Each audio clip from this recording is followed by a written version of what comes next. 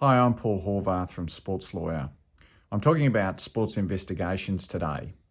There's two major principles that I want to talk about. First is standing someone down, and second is procedural fairness, and I'll start with procedural fairness first.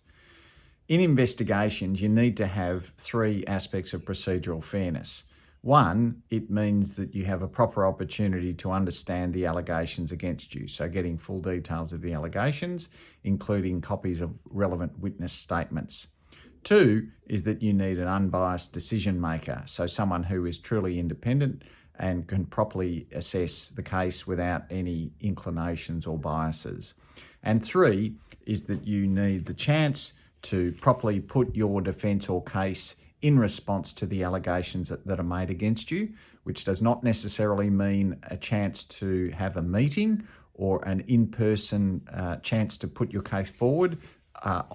Often it is enough if you have the chance to put your response in writing. The other thing is about standing someone down. Firstly, the consideration in favour of that is the duty of care that the organisation owes to all other participants in that sport. So in other words, if there is a risk or a great risk that the person may continue to commit the same type of offences, even though they're just allegations, then that's a reason in favour of the stand down. However, you have to bear in mind that it can have important reputational consequences if someone has been stood down. And one way of compensating for that is the person is stood down on full pay, which is often the case. Nonetheless, there are reputational consequences, and people will assume that the person is guilty of something because they're stood down.